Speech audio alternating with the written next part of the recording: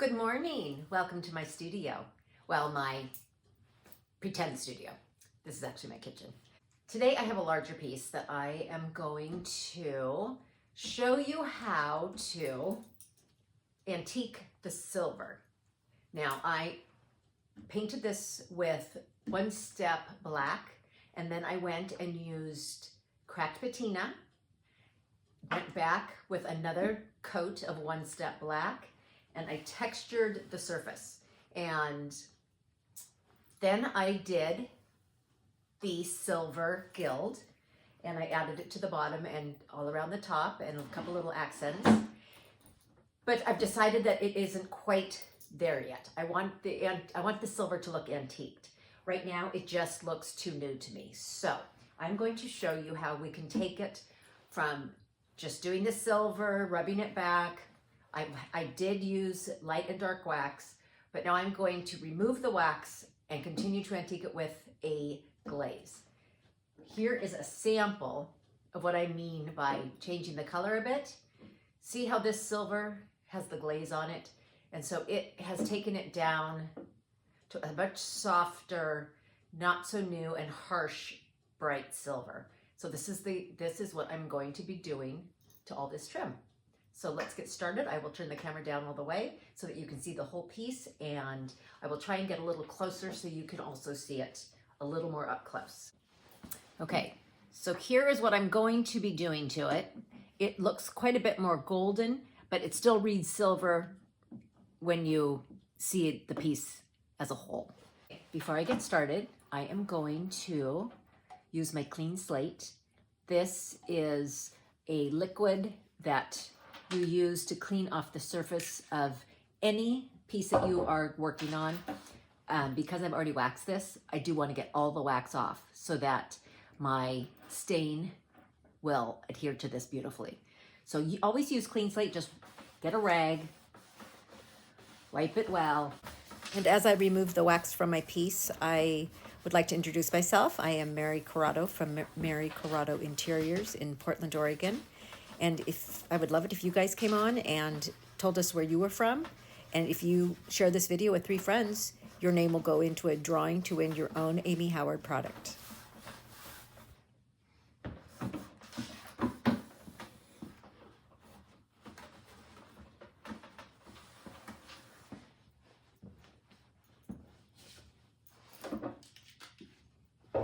Okay, now that I have cleaned this off with clean slate, it should be ready to accept the gel stain. And the gel stain that I'm using today is English walnut.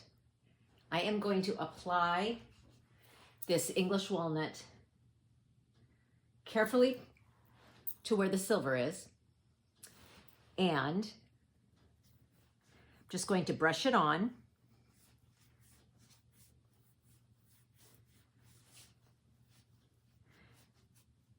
I'm just kind of lightly brushing it on, as you can see. And I'm also going to take my sea sponge and just kind of blot it. This way it tones it down, but it also still brings out a good amount of the silver. Okay, so I'm just going to continue on around.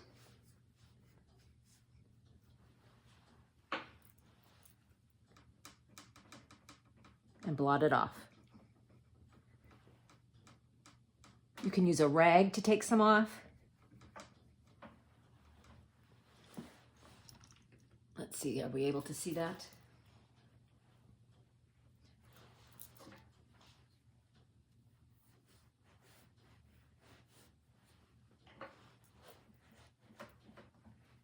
Okay, now that you've seen up close kind of what I'm doing, I am going to move the camera back again so that you can get a wider view of everything.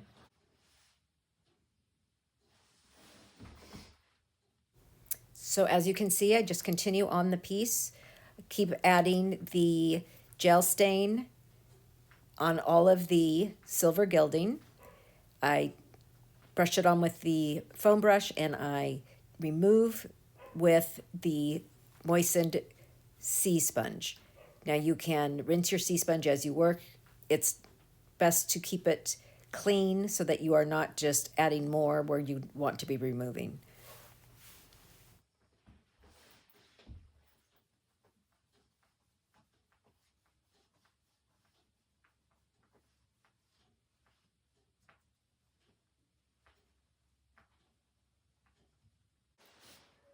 Okay, I want to show you, see how this now matches? Before it was quite a bit lighter, but now it has that beautiful kind of aged, slightly golden tone, and it has it everywhere. It just kind of depends where the light is hitting it because my lighting is not even. I'm going to continue to let this dry so that we can come back with our light wax, our dark wax, and our dust of ages. And we will be finished with this beautiful little piece. Looking so much better already. I'm excited. We'll see you in a minute. Okay, I'm going to start waxing with the light wax and the dark wax, but before I do that, I wanted to show you in the light the texture. And I know the light's probably a little bright, so it's a little bit hard to see the trim.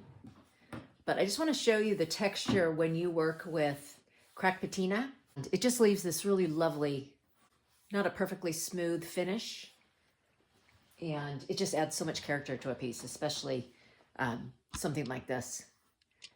Just a little something different that you rarely see on pieces unless they are really, really old or antique. With our waxes, we always want to use light wax, dark wax, and separately with their own brushes, and always start with the light wax.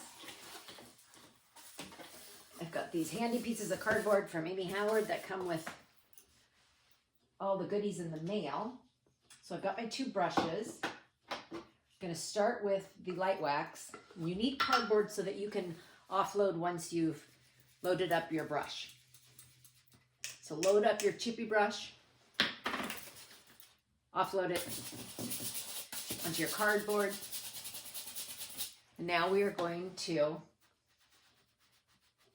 brush this onto our gilding.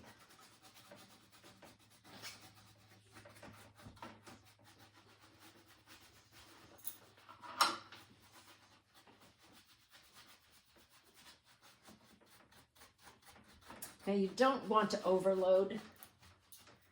You want the wax on here, but you don't want it so thick. You just want to be really careful about, I'm just going to put it up here where I've wiped off some of the previous wax.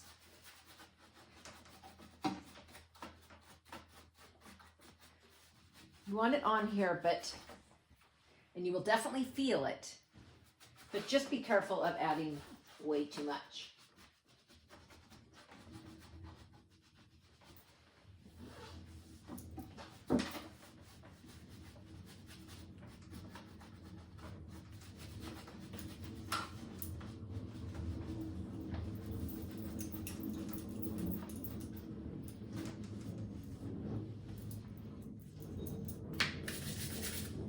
I'm going to go around, add light wax everywhere, and I'll be back with the dark.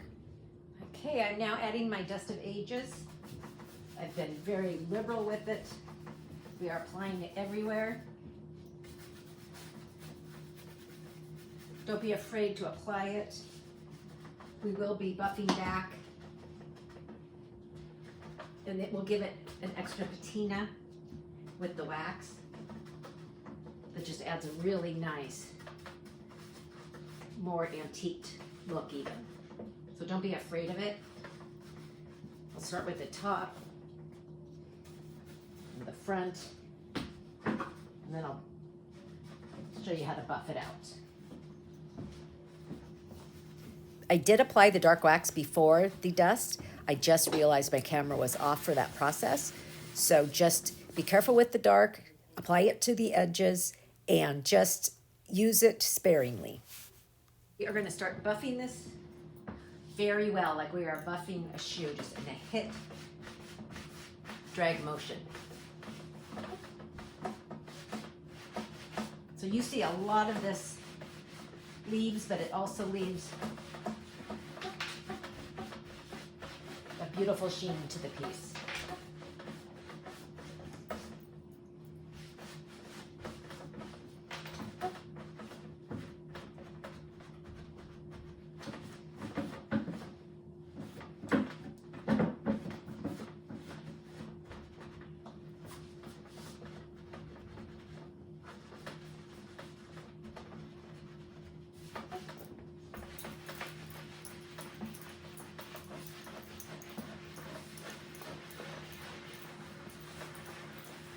Just like to incorporate it right into the wax.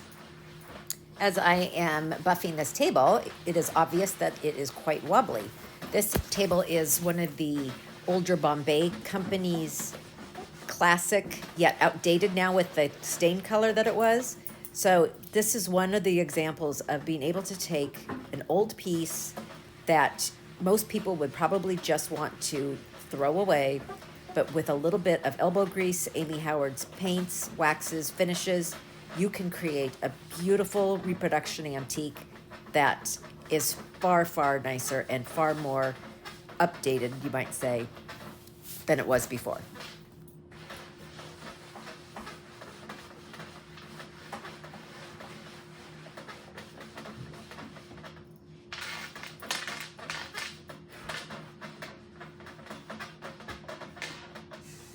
This definitely takes a little bit of elbow grease, so be patient and just continue to work evenly throughout the piece, and you'll be happy with your results.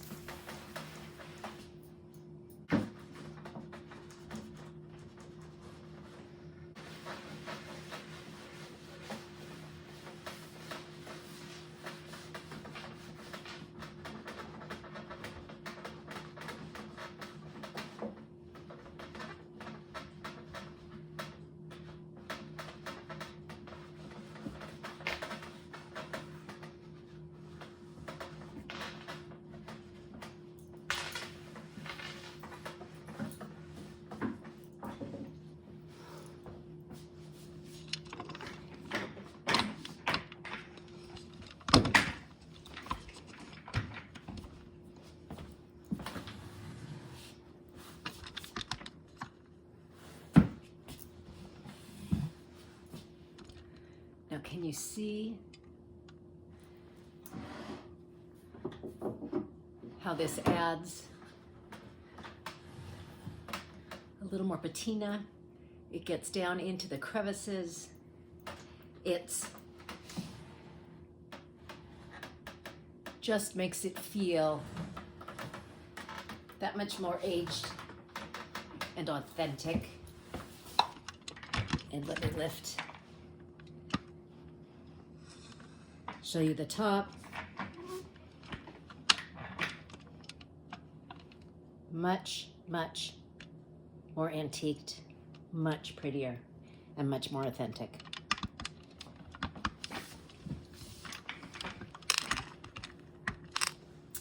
So thank you for watching. I hope you enjoyed this. I hope it was helpful to you.